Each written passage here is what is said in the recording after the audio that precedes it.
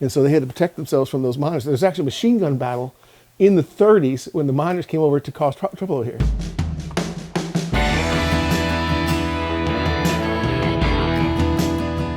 We're standing here in a town, the town of Akmar, Alabama. Akmar. Now, where'd that name come from? It was the Barlaban's wife's name was Margaret, and the other mine was called Acton. So this one he named Akmar. Akmar, okay. Lee was the manager of restorations at the Barber Motorsport Museum in nearby Leeds.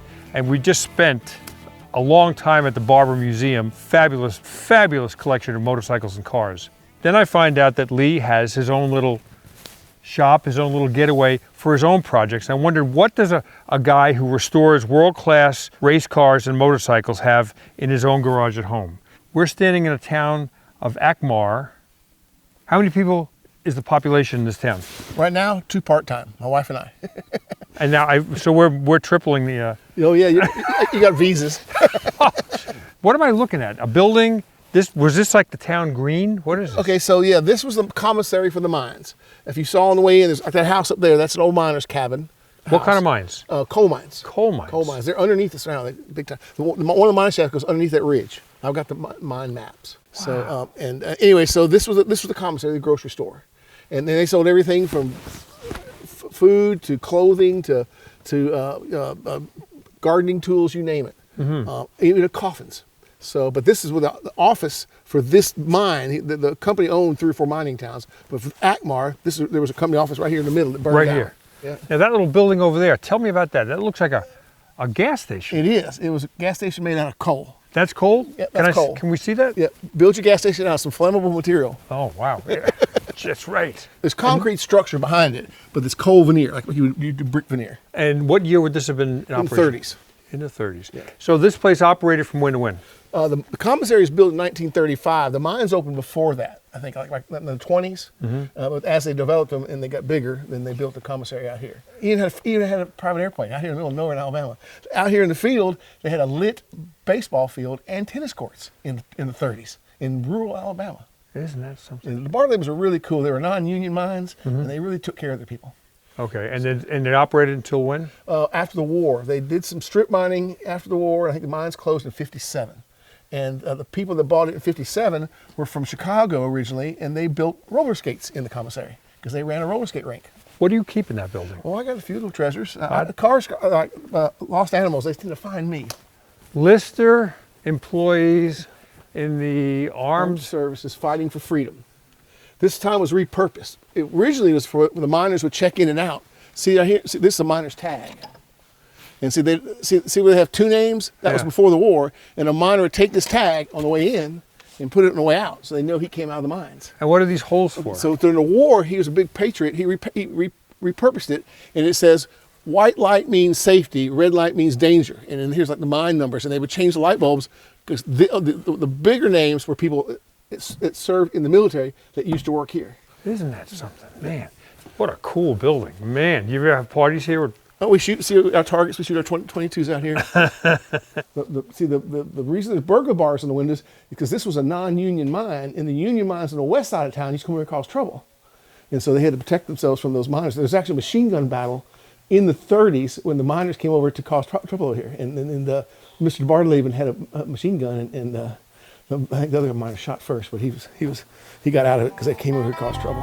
Man, I think the building's as interesting as maybe the cars inside. Oh yeah. Oh boy, look at this.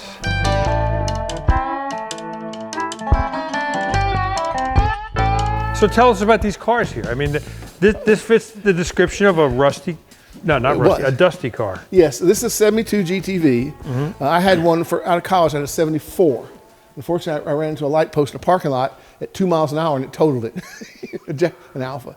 So a friend of mine, this was for sale in Birmingham in the newspaper, back when you buy cars on the newspaper, and it said Alpha sedan, $400. I rushed to get there, it already sold. A friend of mine bought it. So I called the guy, I said, Alpha sedan, what is it? I don't know, 2-door or 4-door? He said, 2-door. I'll be there. I wanted a 2-door. So my friend bought it, he started working on it, but then I bought the BMW right there. We traded for it, this and some money, and then I bought the BMW back. So who came out the winner and who came out the loser? We were friends since high school, so I think we did fine. Okay. So yeah, motor's been built for this, but I just parked it because I mean, I've had kids in college and everything else, and of course I spent the first 10 years mainly on the property here because it was all covered it was like jungle. Wow. And I knew the older I got, the less likely I'd be able to do that. So I had big old excavators out here and bulldozers and. So there's no motor in here. The motor's over there. And did you have it painted? Yes, I did. A husband for one of the girls who used to work for us painted it in his little shop at home. This is BMW Cinnabar Red. It's not Alpha Red, but I like the BMW Cinnabar Red. This is a Porsche that's apparently sad. Yes, this was I used to own a machine shop, and this was a customer of mine. He bought it in the motor. He was one of the guys that wants to supply all his own parts, which is always a real hassle when someone wants to bring their own parts. And I had a mechanic working out of my shop. I just rented some space, and he built the motor, and I did the machine work. Well, the guy bought like used parts and all this kind of stuff. So anyway, we got it built, ran fine, but as soon as you fix something else would go wrong. And so, and I sold the business in the meantime, and he called me up, I just need to buy it from you. Mm-hmm. This was in 19... and what year is this? This is 72. Good year. Yeah. I gave him $6,000 for it, and it was running. So 72T. Yeah, it's got the 2.4 motor in it. It's mechanical fuel injection. And it's an original type car. It's not modified or anything. No. I started messing with painting it a while back, and then just had to park it because I had other stuff to go on. Mm-hmm. So this was what I was going to do in my retirement. When are you going to retire? I'm down to 4 days a week right now. It'll be 3. So you painted it light blue? It was golf blue to begin with. Yeah, but you painted it like that? Yeah. Or it came like that? No, I painted it. I started working on it. Yeah. Mm-hmm. Okay, so what do we have here? This is my 3.0 CS. I bought this in 1984. Such a beautiful car. It's got the pigskin interior in it. The motor's done. This is what I wanted to do the Targa first, and then keep this one. Mm-hmm. It's got a turbo 6-cylinder motor in it. I had a 530i turbo that when I sold it, I kept it. Oh man! And this was an automatic car, but I put a straight shift in it. So the interior looks beautiful. The body looks beautiful. I had it painted. Same guy that painted the Alpha. Painted it, yeah. Boy, it's getting hard to get cars painted. I'll tell you that. The car had a carburetor fire, and I bought it at a salvage. Mm-hmm. And it just burned the hoods all it done. How long ago did you buy it? 83. You've owned this since '83. Well, then I sold it to my friend and bought it back. 42 years ago. Yeah. Wow. I own my own business, and the second year I made it through, I said, God, I made it through the second year, and this came up, and I bought it for, I think I paid $2,000 for it. I get, when I had time, I had the money, and I had money at the time, and then kids came along, and I had no time and money. All right, so what's the order of, I guess we've got one more to go through, yeah. but. I need to get that one done first. I never was a Targa fan. I've got a 96 Carrera right here, but I bought that because I think I was a lawyer. I was just waiting for that, so I need to buy it from you. You're a lawyer? No, the guy bought it from me. Oh, okay. My son's a lawyer, but no, the guy had that one. Are you a Porsche guy or are you a BMW guy? You're an Alpha guy. Originally an Alpha guy, but I also got a 944 S2 that I bought from my friends to drive. It's in the trailer. But I bought this in 2000. This is a 2000 Carrera that I bought. So you bought it new? I bought it, it's a 96. Oh, okay. I bought about 40,000 miles on it. Mm-hmm. This is about the year I started liking Porsches because they're quick, they're dependable, and just a nice car. And this is a get in and drive kind of car? Yeah. It's got a leak in the power steering. I've got a rack coming.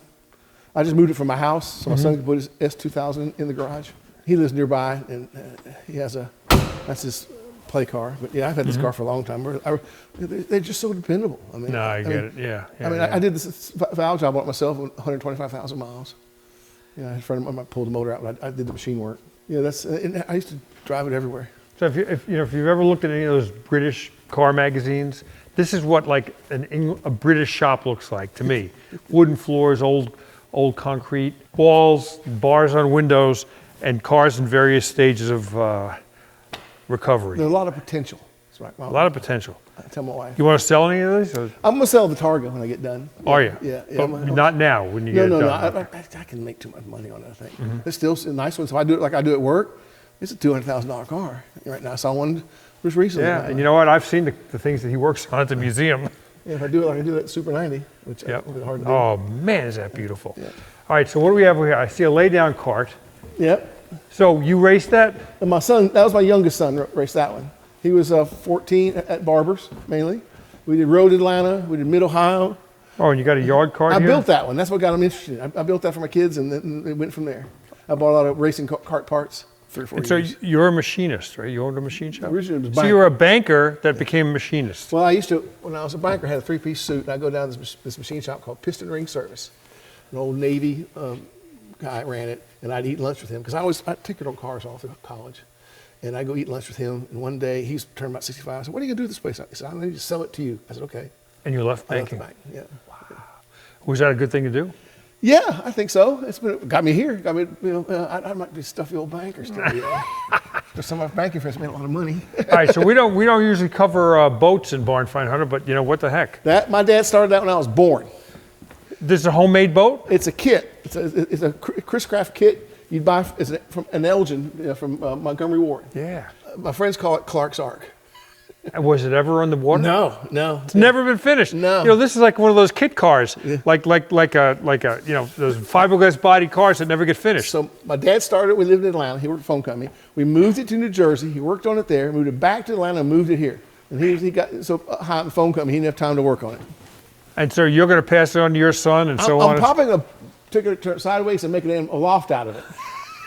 Make like a little dock and just sit out on the bow and look over my place. Yeah, this could be a cool little man cave or something. Yeah. Well, isn't that something, man? Hey guys, Hagerty Marketplace has auctions you can trust from a name you know. It's free to sell with dedicated support before, during, and after your auction. Hagerty Marketplace Auctions makes it easy to get the most out of your car. Click the link in the description below to find out more. Now I saw a car under a tarp out there. Yeah, that's a Mark II Jag. I paid $1 for it. $1? $1. And it actually ran. I just put it out there about a year ago. Can we walk out and see it? Yeah, put it about a year ago. It's just I started doing some of this construction. I had to make some space. I get it. Boy, look at it out there. It looks so lovely. That's the railroad bed. It's going for mines came right through here. This was a railroad? Yeah, right through there, across that bridge.